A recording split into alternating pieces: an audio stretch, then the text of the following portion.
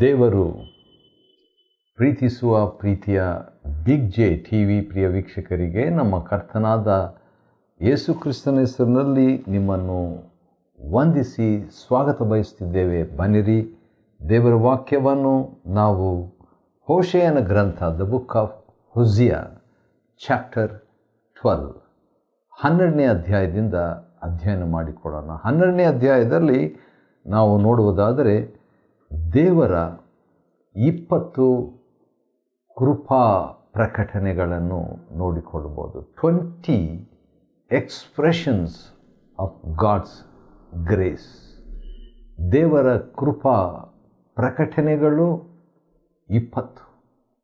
12ನೇ ಅಧ್ಯಾಯದಲ್ಲಿ 14 ವಚನಗಳಿದೆ. ಈ 14 ವಚನಗಳಲ್ಲಿ ದೇವರ ಕೃಪೆಯ ಕೃಪೆ ಬಂದು ಹೊಸ ಒಡಂಬಡಿಕೆಯ ಒಂದು ಪ್ರಕಟಣೆ ಅನುಭವ, ಆದರೂ ಕೂಡ ಸ್ವಲ್ಪ ಮಟ್ಟಿಗೆ ಹಿಂಜಾರಿದಂಥ ದೇವರ ಕಡೆಗೆ ದೇವರು ತನ್ನ ಕೃಪೆಯನ್ನು ಸ್ವಲ್ಪ ಮಟ್ಟಿಗೆ ಒಂದು ಸ್ಯಾಂಪಲ್ ಆಗಿ ವ್ಯಕ್ತಪಡಿಸಿದ್ದನ್ನು ನಾವು ನೋಡ್ತೇವೆ. ಧರ್ಮಶಾಸ್ತ್ರ ಮೋಶೆ ಮುಖಾಂತರವಾಗಿ ಕೊಡಲಾಗಿತ್ತು, ಆದರೆ ಕೃಪಾ ಸತ್ಯತೆ ಯೇಸು ಕ್ರಿಸ್ತನ ಮೂಲಕವಾಗಿ ಬಂತು. ಹಳೆ ಒಡಂಬಡಿಕೆಯಲ್ಲಿ ಸ್ವಲ್ಪ ಮಟ್ಟಿಗೆ ಅದರ ಒಂದು ನೆರಳು, ಅದರ ಒಂದು ಛಾಯೆ, ಅದರ ಒಂದು ಸ್ಯಾಂಪಲ್ ಮಾದರಿ ಕೊಡಲಾಗಿದೆ. 12ನೇ ಅಧ್ಯಾಯ 1ನೇ ವಚನದಲ್ಲಿ ದೇವರು ಹೇಳುವಂಥ ಒಂದು ಮಾತು, ಕೃಪೆಯ ಮೊದಲನೇ ಪ್ರಕಟಣೆ ಏನಂದರೆ 2ನೇ ವಚನದಲ್ಲಿ ನಾವು ನೋಡ್ತೇವೆ. 12:2 ಯೆಹೋವನು ಯೆಹೂದದ ಮೇಲೆ ವ್ಯಾಜ್ಯ ಹಾಕಿದ್ದಾನೆ ಎಂಬುದಾಗಿ. ಹೌದು, ವ್ಯಾಜ್ಯ ಕೂಡ. ವ್ಯಾಜ್ಯ ಅಂದರೆ ದೇವರು ಯೆಶಾಯ 1ರಲ್ಲಿ ಬನ್ನಿರಿ ವಾದಿಸೋಣ ಎಂಬುದಾಗಿ ಹೇಳ್ತಾರೆ. ಹೇಳಿಬಿಟ್ಟು ದೇವರೊಂದು ಹೇಳೋ ಮಾತು ಭಾಳ ಚೆನ್ನಾಗಿದೆ. ಅದೇನಂತ ಹೇಳಿದರೆ, ವಾದಿಸುವ ಬನ್ನಿರಿ, ನಿಮ್ಮ ಪಾಪಗಳು ಕಡು ಕೆಂಪಾಗಿದ್ದರೂ ಹಿಮದ ಹಾಗೆ ಬಿಳುಪಾಗುವವು, ಕಿರಮಂಜಿ ಬಣ್ಣವಾಗಿದ್ದರೂ ಉಣ್ಣೆಯಂತೆ ಬೆಳ್ಳಗಾಗುವವು ಎಂಬುದಾಗಿ ದೇವರು ಯೆಶಾಯ 1:18ರಲ್ಲಿ ಹೇಳಿರುವ ಪ್ರಕಾರ ಅಲ್ಲಿ ಒಂದು ಕೃಪೆಯ ಸ್ಯಾಂಪಲ್ ನಾವು ನೋಡ್ತೇವೆ. ಎರಡನೇದಾಗಿ ದೇವರ ಕೃಪೆಯ ಒಂದು ಪ್ರಕಟಣೆ ಏನೆಂದರೆ, ದೇವರು ಹೇಳ್ತಾರೆ, ಅವರ ನಡತೆಗೆ ತಕ್ಕ ಹಾಗೆ ದಂಡಿಸುವೇನು. ದಂಡಿಸುವುದರಲ್ಲಿ ಅಥವಾ ಶಿಕ್ಷಿಸುವುದರಲ್ಲಿ ದೇವರ ಕೃಪೆಯ ಪ್ರಕಟಣೆಯ ಇಬ್ರಿಯ 12:5-6 ವಚನದಲ್ಲಿ ತಾನು ಪ್ರೀತಿಸುವವರನ್ನೇ ಶಿಕ್ಷಿಸ್ತಾನೆ ಎಂಬುದಾಗಿ ನೋಡ್ತೇವೆ, ದಂಡಿಸ್ತಾನೆ ಎಂಬುದಾಗಿ. ಮತ್ತು ಮೂರನೇದಾಗಿ ನೋಡುವಾಗ ಅದೇ 2ನೇ ವಚನದಲ್ಲಿ ದೇವರು ಹೇಳ್ತಾರೆ, ಪ್ರತೀಕಾರ ಮಾಡುವೇನು ಅಂತ. ಪ್ರತೀಕಾರ ಅಂತ ಹೇಳುವಾಗ 2 ರೀತಿಯಿಂದ ಅದನ್ನು ನಾವು ತೆಗೆದುಕೊಳ್ಬೋದು. ತಪ್ಪಿಗೆ ಆತನು ಪ್ರತೀಕಾರ ಮಾಡುವಂಥದ್ದು. ಅದೇ ಸಂದರ್ಭದಲ್ಲಿ ಆತನು ಪ್ರಕಟಣೆ 22ರಲ್ಲಿ ಅವರವರ ನಡತೆಗೆ ತಕ್ಕಂಥ ಪ್ರತಿಫಲ ನನ್ನ ಕೈಯಲ್ಲಿದೆ ಎಂಬುದಾಗಿ ಕರ್ತನಾದ ಯೇಸು ಹೇಳಿದಂತೆ ಅದು ಕೂಡ ಒಂದು ಕೃಪೆಯ ಪ್ರಕಟಣೆಯಾಗಿರ್ತದೆ.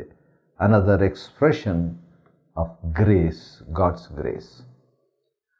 ಮುಂದೆ ನಾವು ನೋಡಿಕೊಳ್ಳುವಾಗ 3ನೇ ವಚನದಲ್ಲಿ ದೇವರು ಒಂದು ಮಾತು ಹೇಳ್ತಾರೆ. ಅದೇನಂತ ಹೇಳಿದರೆ, ಯಾಕೋಬನ ಬಗ್ಗೆ ಮಾತಾಡಿಬಿಟ್ಟು, ಯಾಕೋಬನು ಕೂಡ ದೇವರ ಕೃಪೆಗೆ ಒಂದು ಮಾದರಿ ಅಂತ ಹೇಳ್ಬೋದು. ಯಾಕಂದರೆ ಅವನು ಗರ್ಭದಲ್ಲಿರುವಾಗಲೇ ಅಣ್ಣನನ್ನು ವಂಚಿಸಿದನು ಮತ್ತು ಅವನು ಪೂರ್ಣಪ್ರಾಯ ಆದಾಗ ಯಾಕೋಬನು ದೇವರೊಂದಿಗೆ ಹೋರಾಡಿದನು. ದೇವರೊಂದಿಗೆ ಹೋರಾಡುವಂತೆ ಮಾಡುವಂಥದ್ದು ದೇವರ ಕೃಪೆ. ಯಾಕಂದರೆ ದೇವರು ಯಾಕೋಬನನ್ನು ಪ್ರೀತಿಸಿ ಅವನು ಏನಾದರೂ ಒಳ್ಳೆಯದು ಮಾಡೋದಕ್ಕೆ ಮುಂಚಿತವಾಗಿ ಅಥವಾ ಕೆಟ್ಟದ್ದು ಮಾಡೋದಕ್ಕೆ ಮುಂಚಿತವಾಗಿಯೇ ದೇವರು ಅವನ ಮೇಲೆ ಪ್ರೀತಿಯನ್ನು ಇಟ್ಟದ್ದು ದೇವರ ಕೃಪೆಯೇ. ಹೌದು, ಅದನ್ನು ರೋಮ 9, ರೋಮ 11ರಲ್ಲಿ ನಾವು ನೋಡಿಕೊಳ್ಬೋದು. ಸರಿ, ಮುಂದೆ ನಾವು ಓದುವಾಗ ಹೋಶೇಯನ ಗ್ರಂಥ 12ನೇ ಅಧ್ಯಾಯ ಮತ್ತು 4ನೇ ವಚನದಲ್ಲಿ, ಹೌದು, ದೇವದೂತನ ಸಂಗಡ ಹೋರಾಡಿ ಗೆದ್ದನು ಅಂತ ನೋಡುವಾಗ ಅಲ್ಲಿ ಕೂಡ ದೇವರ ಕೃಪೆಯನ್ನು ನೋಡ್ತೀವ್ರಿ. ಯಾಕಂತ ಹೇಳಿದರೆ, ದೇವರ ದೂತನ ಜೊತೆಯಲ್ಲಿ ಈ ಯಾಕೋಬನು ಹೋರಾಡಿದ್ದು ಯಾಕೆ ಅಂತ ಹೇಳಿದರೆ ಆಶೀರ್ವಾದ ಬೇಕು ಅಂತ ಹೇಳ್ಬಿಟ್ಟು, ದೇವರ ಆಶೀರ್ವಾದ ಎಂಬ ಕೃಪೆ ನನಗೆ ಬೇಕು ಅಂತ ಹೇಳ್ಬಿಟ್ಟು. ಈಗಾಗಲೇ ಆಶೀರ್ವಾದ ಹೊಂದಿದ ವ್ಯಕ್ತಿ ಇಸಾಕನವನಿಗೆ ಆಶೀರ್ವಾದ ಕೊಟ್ಟು ಕಳಿಸಿದ್ದನು ಏಸಾವನನ್ನು ತಿಳ್ಕೊಂಡು. ಆದರೆ ಆಶೀರ್ವಾದ ತಂದೆಯಿಂದ ಹೊಂದಿದವನು ಈಗ ಪರಲೋಕ ತಂದೆಯಿಂದ ತನಗೆ ಆಶೀರ್ವಾದ ಬೇಕಂತ ಹೇಳ್ಬಿಟ್ಟು ದೇವದೂತನ ಜೊತೆಯಲ್ಲಿ ಹೋರಾಡಿ ಗೆದ್ದನಂದರೆ ಅರ್ಥ ಆ ಆಶೀರ್ವಾದ ಹೊಂದಿಬಿಟ್ಟನು ಅಂತ. ಅದು ಕೂಡ ಕೃಪೆಯ ಒಂದು ಪ್ರಕಟಣೆ. 6ನೇದಾಗಿ 4ನೇ ವಚನದಲ್ಲಿ ಇನ್ನೂ ಭಾಳ ಚೆನ್ನಾಗಿದೆ ನೋಡ್ರಿ. ಅಳುತ್ತಾ ಆತನ ಕೃಪೆಯನ್ನು ಬೇಡಿಕೊಂಡನು. ಕೃಪೆಯನ್ನು ಬೇಡಿಕೊಂಡದ್ದು ಕೂಡ ಕೃಪೆಯ ಪ್ರಕಟಣೆ. ಕೃಪೆ ಅಂತ ಪದ ಬಂತಲ್ವಾ? ಕೃಪೆ ಅಂತ ಹೇಳಿದರೆ ಅದು ಹೀಬ್ರು ಭಾಷೆಯಲ್ಲಿ ಖಾನನ್ ಅಂತ ಹೇಳ್ಬಿಟ್ಟು, ಖಾನಾನ್ ದೇಶ ಅಂತ ಹೇಳ್ತೀವಲ್ಲ, ಅದು ಮೂಲ ಪದ ಕೃಪೆ. ಖಾನಾನ್ ದೇಶ, ಕೃಪಾ ದೇಶ. ಅದರ ಅರ್ಥ 7 ಅರ್ಥಗಳಿದೆ. ಖಾನಾನ್ ಅಂತ ಹೇಳಿದರೆ ಬಾಗೋದು, ಬಗ್ಗಿ ಆ ಕೃಪೆಯನ್ನು ಪಡ್ಕೊಳ್ಳೋದು. ದಯೆ, ದೇವರ ಕೃಪೆಯನ್ನು ದಯೆಯಿಂದ ಹೊಂದಿಕೊಳ್ಳೋದು. ಮೆಚ್ಚುಗೆ, ದೇವರ ಮೆಚ್ಚುಗೆಯಿಂದ ದೇವರ ಕೃಪೆಯನ್ನು ಪಡ್ಕೊಳ್ಳೋದು. ಒದಗುವಿಕೆ, ದೇವರ ಒದಗುವಿಕೆಯನ್ನು ದೇವರ ಕೃಪೆಯಿಂದ ಪಡ್ಕೊಳ್ಳೋದು. ದೇವರ ಕರುಣೆ ಅದು ಕೂಡ, ಮತ್ತು ದೇವರ ಬೇಡಿಕೊಳ್ಳುವಿಕೆ, ಸಪ್ಲಿಕೇಶನ್, ದೇವರನ್ನು ವಿಜ್ಞಾಪಿಸುವಂಥದ್ದು, ಅದು ಕೂಡ ದೇವರ ಕೃಪೆ. ಹೌದು, ಅದನ್ನು ಅಳುತ್ತಾ ಕೃಪೆಯನ್ನು ಬೇಡಿಕೊಂಡಂತೆ. ಆದ ಕಾರಣ 12ನೇ ಅಧ್ಯಾಯದ ಶಿರೋನಾಮೆ 12 ಎಕ್ಸ್ಪ್ರೆಷನ್ಸ್ ಆಫ್ ಗಾಡ್ಸ್ ಗ್ರೇಸ್, ದೇವರ ಪ್ರಕಟಣೆಯ 20 ಅಥವಾ ದೇವರ ಕೃಪೆಯ 20 ಪ್ರಕಟಣೆಗಳು ಅಂತ ನಾವು ಕೊಟ್ಟಂಥ ಹೆಸರು ಸೂಕ್ತವಾಗಿದೆ, ಸಮಂಜಸವಾಗಿದೆ. ಹೌದು, 4ನೇ ವಚನ, ಯಾಕೋಬನಂದರೆ ಒಂದು ರೀತಿಯಿಂದ ಮೋಸಗಾರನು, ಇನ್ನೊಂದು ರೀತಿಯಿಂದ ಅವನು ಪಡ್ಕೊಳ್ಳುವಂಥವನು, ತೆಗೆದುಕೊಳ್ಳುವಂಥವನು, ಹೋರಾಡುವಂಥವನು ಅಂತ ಕೂಡ ಹೇಳ್ಬೋದು. ಹೌದು, ಕೃಪೆಗಾಗಿ ನಾವು ಹೋರಾಡಬೇಕಾಗಿಲ್ಲ, ಯಾಕಂದರೆ ಅದು ದೇವರು ಕೊಡ್ತಾನೆ. ಆದರೆ ಕೃಪೆಯನ್ನು ಹೊಂದಿದ ಮೇಲೆ ನಾವು ಹಗುರವಾಗಿರಬಾರ್ದು, ನಾವು ಅದನ್ನು ನೆಲೆಗೊಳ್ಳಬೇಕು, ಅದನ್ನು ಸ್ವಾಧೀನ ಮಾಡ್ಕೋಬೇಕು, ಅದರಲ್ಲಿ ನಿವಾಸಿಸಬೇಕು, ಆ ಕೃಪೆಯಿಂದ ಹಿಂಜಾರಬಾರ್ದು ಎಂಬುದಾಗಿ 2ನೇ ಕೊರಿಂಥ 4ನೇ ಅಧ್ಯಾಯದಲ್ಲಿ ಪೌಲನು ಎಚ್ಚರಿಕೆ ನಾವು ನೆನಪಿಟ್ಕೊಳ್ಳೋಣ. ಕೃಪಾ ಆತ್ಮನ ಆತನು. ಹೌದು, ಮುಂದೆ ನಾವು ಓದುವಾಗ 4ನೇ ವಚನದಲ್ಲಿ ಇನ್ನೊಂದು ವಿಷಯ, ಯೆಹೋವನೆಂಬ ಸೇನಾಧೀಶ್ವರನಾದ ದೇವರು ಅವನನ್ನು ಬೇತೇಲಿನಲ್ಲಿ ಕಂಡು ಮಾತಾಡಿದನು. ಅಂದರೆ ದೇವರು ನಮ್ಮನ್ನು ಮಾತಾಡೋದು ಕೂಡ ದೇವರ ಕೃಪೆನೇ, ಕೃಪೆಯ ಪ್ರಕಟಣೆ. ಅನಂತರ 5ನೇ ವಚನದಲ್ಲಿ ಯೆಹೋವನೆಂಬುದೇ ಆತನನ್ನು ಸ್ಮರಿಸುವ ನಾಮಧೇಯ. ಆತನ ನಾಮವೇ ಆತನ ಕೃಪೆಗೆ ಸಾಂಕೇತಿಕವಾದದ್ದು, ಅಥವಾ ಆತನ ಇನ್ನೊಂದು ರೀತಿಯಿಂದ ಹೇಳ್ಬೋದು, ಆತನನ್ನು ಸ್ಮರಿಸುವುದೇ ಆತನ ಕೃಪೆಯ ಪ್ರಕಟಣೆ. 6ನೇ ವಚನ ಭಾಳ ಶಕ್ತಿಯುತವಾಗಿದೆ. ಅದು ನೆನಪಿಟ್ಟತಕ್ಕಂಥ ಒಂದು ಸಂಗತಿ ಅದೇನೆಂದರೆ, ನೀನು ನಿನ್ನ ದೇವರ ಸಹಾಯದಿಂದ ತಿರುಗಿಕೋ. ನಾನು ಅಂದ್ಕೊಂಡೆ ನಾವು ತಿರುಗಿಕೊಳ್ಬೇಕಂದ್ರೆ ಅಂತ. ನಾನು ಹಾಗೆ ದೇವ್ರ ಕಡೆ ತಿರುಗಿಕೊಳ್ತೀನಿ ನನ್ನ ಸ್ವತಂತ್ರ ಚಿತ್ತದಿಂದ, ವಿಲ್ನಿಂದ. ಆದರೆ ಇಲ್ಲಿ ಪ್ರವಾದಿ ಹೇಳುವಂಥ ಒಂದು ಮಾತು, ದೇವರ ಸಹಾಯದಿಂದ ತಿರುಗಿಕೋ. ದೇವರ ಸಹಾಯ ಬೇಕು. ದೇವರ ಕಡೆ ದೇವರ ಸಹಾಯದಿಂದ ತಿರುಗಿಕೊಳ್ಳುವುದೇ ದೇವರ ಕೃಪೆ. 10ನೇ ಕೃಪಾ ಪ್ರಕಟಣೆ ಏನಂತ ಹೇಳಿದ್ರೆ, ನೀತಿ ಪ್ರೀತಿಗಳನ್ನು ಅನುಸರಿಸಿ ದೇವರನ್ನು ಎಡೆಬಿಡದೆ ನಿರೀಕ್ಷಿಸಿಕೊಂಡಿರುವಂಥದ್ದು ಕೂಡ ದೇವರ ಕೃಪೆ. 11ನೇದಾಗಿ 9ನೇ ವಚನದಲ್ಲಿ,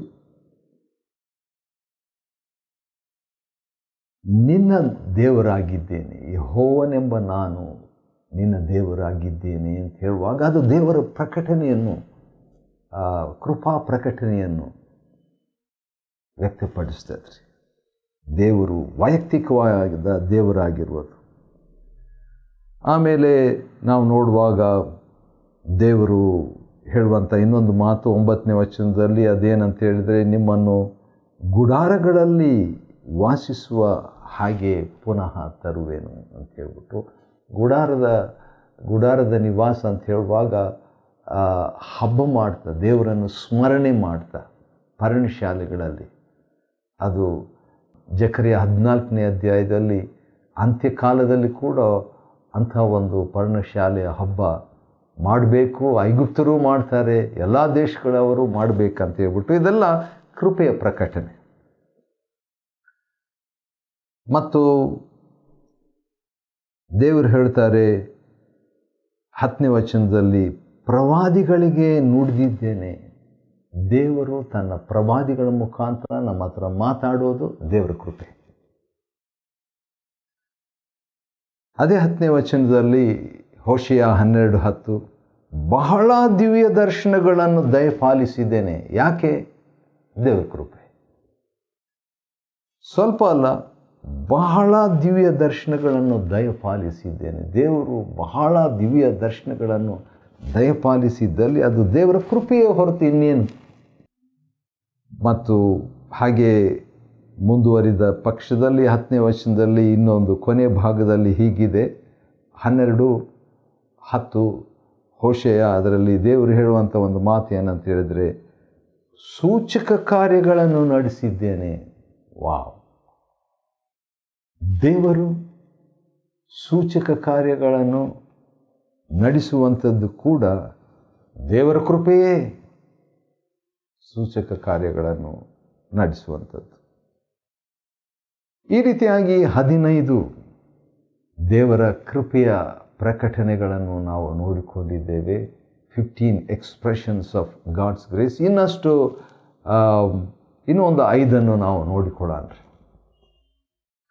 13ನೇ ವಚನ, 12ನೇ ಅಧ್ಯಾಯ 13ನೇ ವಚನ ಹೋಶೇಯನ ಗ್ರಂಥದಲ್ಲಿ, ಯೆಹೋವನು ಇಸ್ರಾಯೇಲನ್ನು ಪ್ರವಾದಿಯ ಮುಖಾಂತರ ಐಗುಪ್ತದೊಳಗಿಂದ ಪಾರು ಮಾಡಿದನು. ವಾವ್! ದೇವರು ಐಗುಪ್ತದಿಂದ ತನ್ನ ಜನರನ್ನು ಒಬ್ಬ ಪ್ರವಾದಿ ಮೋಶೆಯನ್ನಿಟ್ಟು ಪಾರು ಮಾಡುವಂಥದ್ದು ಕೂಡ ದೇವರ ಕೃಪೆನೇ. ಅದಕ್ಕೆ ಅವರು ಯೋಗ್ಯರಲ್ಲ. ಆ ದಿವಸಗಳಲ್ಲಿ ದೇವರವರಿಗೆ ಮನ್ನವನ್ನು ಕೊಟ್ಟದ್ದು ದೇವರ ಕೃಪೆನೇ. ದೇವರು ಅವರಿಗೆ ವಾಗ್ದಾನ ದೇಶಕ್ಕೆ ಕರ್ಕೊಂಡು ಹೋಗ್ತೀನಂತ ಹೇಳಿದ್ದು ದೇವರ ಕೃಪೆನೇ. ದೇವರು ಭಕ್ತಾದಿಗಳನ್ನು ಮೋಶೆ, ಆರೋನರು, ಯೋಶುವ, ಮಿರ್ಯಾಮಳು ಒದಗಿಸಿಕೊಟ್ಟಿದ್ದು ದೇವರ ಕೃಪೆನೇ. ವಸ್ತ್ರ ಕೊಟ್ಟದ್ದು ದೇವರ ಕೃಪೆನೇ. ಅವರಿಗೆ ಕಾಲಿಗೆ ಕೆರಗಳನ್ನು ಕೊಟ್ಟಿದ್ದು ದೇವ್ರ ಕೃಪೆನೇ. ಆ ವಸ್ತ್ರ ಕೆಟ್ಟು ಹೋಗಲಿಲ್ಲ ಅಂತೆ, ನಾಶವಾಗಲಿಲ್ಲ ಅಂತೆ, ಸೌದು ಹೋಗಲಿಲ್ಲ ಅವರ ಕಾಲಿನ ಕೆರಗಳು. ವಾವ್! ಮೇಘಸ್ತಂಭ ದೇವ್ರ ಕೃಪೆ. ಹೌದು, ಹಗಲಿನಲ್ಲಿ, ರಾತ್ರಿಯಲ್ಲಿ ಅಗ್ನಿಸ್ತಂಭ ದೇವ್ರ ಕೃಪೆ. ಬಂಡೆಯೊಳಗಿಂದ ನೀರು, ಆ ಬಂಡೆ ಕ್ರಿಸ್ತನೇ. 1 ಕೊರಿಂಥ 10, ಕ್ರಿಸ್ತನಿಂದ ಪವಿತ್ರಾತ್ಮನೆಂಬ ಪ್ರವಾಹದ ನೀರು ಕೃಪೆ, ಕೃಪೆಯ ಛಾಯೆ. ಸರಿ, ಅನಂತರ ನಾವು ನೋಡುವಾಗ 12ನೇ ಅಧ್ಯಾಯ 13ನೇ ವಚನದ 2ನೇ ಭಾಗ, ಪ್ರವಾದಿಯ ಮೂಲಕ ಅದು ರಕ್ಷಿತವಾಯಿತು.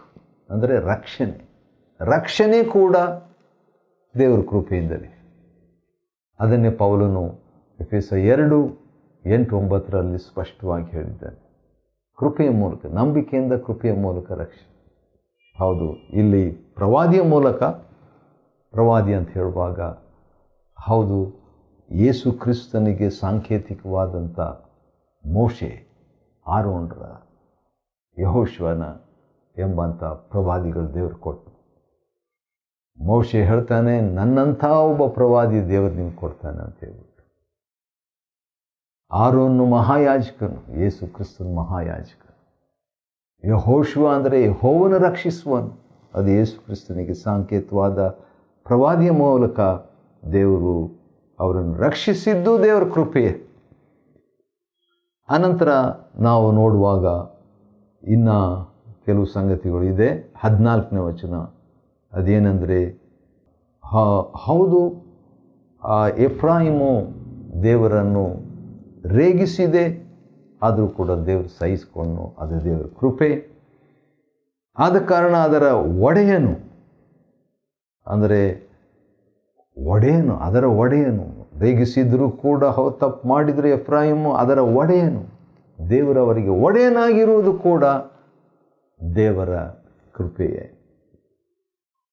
ಅದಕ್ಕೆ ರಕ್ತಾಪರಾಧವನ್ನು ಅದಕ್ಕೆ ಕಟ್ಟಿ ದೇವರು ಶಿಕ್ಷಿಸುವಂಥದ್ದು ದೇವರ ಕೃಪೆ. ಅದು ಮಾಡಿದ ಅವಮಾನಕ್ಕೆ ಅದಕ್ಕೆ ಹಿಂದಿರುಗಿಸುವನು ಅಂತ ಹೇಳಿಬಿಟ್ಟು ನೋಡುವಾಗ, ದೇವರು ಕೃಪೆ ಮೂಲಕವಾಗಿ ನೀಡುವಂಥ ಕರೆಕ್ಷನ್ಸ್, ಒಂದು ವಾಕ್ಯ ನಾನು ಬಯಸ್ತೇನೆ. ಯಾಕಂತ ಹೇಳಿದ್ರೆ ಇದಕ್ಕೆ ಸಂಬಂಧಪಟ್ಟದ್ದು ತೀತನ ಪತ್ರಿಕೆಯಲ್ಲಿ ನಾವು ನೋಡಿಕೊಳ್ಳುವಾಗ ಒಂದು ಮಾತು ಈ ರೀತಿಯಾಗಿದೆ. ತೀತ 2ನೇ ಅಧ್ಯಾಯ ಮತ್ತು ಕೃಪೆ ಬಗ್ಗೆ ಅಪೊಸ್ತಲನು ಹೇಳುವಾಗ ಇಲ್ಲಿ ಒಂದು ಮಾತು ಹೇಳಲಾಗಿದೆ. ಅದೇನಂತ ಹೇಳಿದರೆ, ಎಲ್ಲ ಮನುಷ್ಯರಿಗೆ, 2ನೇ ಅಧ್ಯಾಯ ತೀತ ಮತ್ತು 11ನೇ ವಚನ, ಎಲ್ಲ ಮನುಷ್ಯರಿಗೆ ರಕ್ಷಣೆಯನ್ನುಂಟು ಮಾಡುವ ದೇವರ ಕೃಪೆಯು. ವಾವ್, ಏನದು? ದೇವರ ಕೃಪೆಯು ಪ್ರತ್ಯಕ್ಷವಾಯಿತು. ಹೇಗೆ ಪ್ರತ್ಯಕ್ಷವಾಯಿತು? ಮುಂದಿನ ವಚನದಲ್ಲಿ ನಾವು ನೋಡಿಕೊಳ್ತೇವೆ. 12ನೇ ವಚನದಲ್ಲಿ ಹೇಗೆ ಪ್ರಕಟಣೆ ಆಯಿತು, ದೇವರ ಕೃಪೆ ಪ್ರತ್ಯಕ್ಷವಾಯಿತು ಅಥವಾ ಪ್ರಕಟಣೆ ಆಯಿತು ಅಂತ ಹೇಳಿದರೆ, ನಾವು ಭಕ್ತಿಹೀನತೆಯನ್ನು ಒಂದು, ಲೋಕದ ಆಶೆಗಳನ್ನು ಎರಡನೇದು, ಇವೆರಡನ್ನು ವಿಸರ್ಜಿಸಿ ಭಾಗ್ಯಕರವಾದ ನಿರೀಕ್ಷೆಯನ್ನು, ಅಂದರೆ ಮಹಾದೇವರ ಮತ್ತು ನಮ್ಮ ರಕ್ಷಕನಾದ ಯೇಸು ಕ್ರಿಸ್ತನ ಪ್ರಭಾವದ ಪ್ರತ್ಯಕ್ಷತೆಯನ್ನು ಎದುರು ನೋಡುತ್ತಾ ಲೋಕದಲ್ಲಿ ಸ್ವಸ್ಥಚಿತ್ತರಾಗಿಯೂ ನೀತಿವಂತರಾಗಿಯೂ ಭಕ್ತಿಯುಳ್ಳವರಾಗಿಯೂ ಬದುಕಬೇಕೆಂದು ಅದು ನಮಗೆ ಬೋಧಿಸ್ತದೆ. ಅದು ಅಂದರೆ ದೇವರ ಕೃಪೆ. ಹಾಗಾದರೆ ಕೃಪೆ ಬೋಧಿಸುವಂಥದ್ದಾಗಿದೆ. ದೇವರ ಕೃಪೆ ಬೋಧಿಸುವಂಥದ್ದಾಗಿದೆ. ಇಲ್ಲಿ ಕೂಡ ತಪ್ಪು ಮಾಡಿದಾಗ ಹೌದು, ದೇವರ ಕೃಪೆ ಭಕ್ತಿಹೀನತೆಯನ್ನು ವಿಸರ್ಜಿಸಬೇಕು ಎಂಬುದಾಗಿ ಬೋಧಿಸುವಂಥದ್ದು. ಇನ್ನೊಂದು ವಾಕ್ಯ ನನಗೆ ನೆನಪಿಗೆ ಬರುತ್ತಿದೆ, ಅದನ್ನು ನಾವು ಓದಲೇಬೇಕು. ಯಾಕಂತ ಹೇಳಿದ್ರೆ ಕೃಪೆ ಬಗ್ಗೆ ನಾವು ಭಾಳಷ್ಟು ಮಾತಾಡ್ತಾ ಇದ್ದೀವಿ, ಆದರೆ ಈ ಮೋಶೆ ಬಗ್ಗೆ ನಾವು ನೋಡುವಾಗ ಮೋಶೆ ಒಂದು ಮಾತು ಹೇಳುವಂಥದ್ದನ್ನು ನಾವು ನೋಡ್ತೇವೆ. ಅದೇನೆಂದರೆ 17ನೇ ವಚನ, 33ನೇ ಅಧ್ಯಾಯ ವಿಮೋಚನ ಕಾಂಡ, ಎಕ್ಸಡಸ್ 33:17. ಯೆಹೋವನ ಮೋಶೆಗೆ ಈ ರೀತಿಯಾಗಿ ಹೇಳುವಂಥದ್ದು, ನಿನಗೆ ನನ್ನ ಅನುಗ್ರಹ ದೊರಕಿದ್ದರಿಂದಲೂ, ಅಂದರೆ ಮೋಶೆಗೆ ದೇವರ ಅನುಗ್ರಹ ಕೃಪೆ ದೊರಕಂತೆ, ನಾನು ನಿನ್ನ ಹೆಸರನ್ನು ಗೊತ್ತು ಮಾಡಿದ್ದರಿಂದಲೂ ನಿನಗೋಸ್ಕರ ಈ ಕಾರ್ಯವನ್ನು ಮಾಡುವೆನು. ಹೌದು, ಯಾಕಂದರೆ ಮೋಶೆ 33:16 ನನಗೂ ನಿನ್ನ ಪ್ರಜೆಗಳಾದ ಇವರಿಗೂ ನಿನ್ನ ಅನುಗ್ರಹ ದೊರಕಿತೆಂಬುದು, ನೀನೇ ನಮ್ಮ ಸಂಗಡ ಬರೋದರಿಂದ, ದೇವರ ಸನ್ನಿಧಾನದಿಂದ ದೇವರ ಕೃಪೆಯ ಖಚಿತತ್ವ. By the presence of God, God provides the confirmation of His grace. ಆದ ಕಾರಣ ಬಹಳಷ್ಟು ವಿಷಯಗಳು ನಾವು ಇವತ್ತು ಕಲಿತ್ಕೊಂಡಿದ್ದೀವಿ. ಹೋಶಿಯನ ಗ್ರಂಥ 12ನೇ ಅಧ್ಯಾಯದಲ್ಲಿ ದೇವರ 20 ಪ್ರಕಟಣೆಗಳು. ಯಾವ ಪ್ರಕಟಣೆಗಳು? ಕೃಪಾ ಪ್ರಕಟಣೆಗಳು. 20 ಎಕ್ಸ್ಪ್ರೆಷನ್ಸ್ ಆಫ್ ಗಾಡ್ಸ್ ಗ್ರೇಸ್. 12ನೇ ಅಧ್ಯಾಯ ಹೋಶಿಯನ ಗ್ರಂಥವನ್ನು ಅಧ್ಯಯನ ಮಾಡಿಕೊಳ್ಳುವಂತೆ ದೇವರು ಕೊಟ್ಟ ಕೃಪೆಗಾಗಿ ಆತನಿಗೆ ಸ್ತೋತ್ರವಾಗಲಿ. ದೇವರು ನಿಮ್ಮನ್ನು ಆಶೀರ್ವದಿಸಲಿ.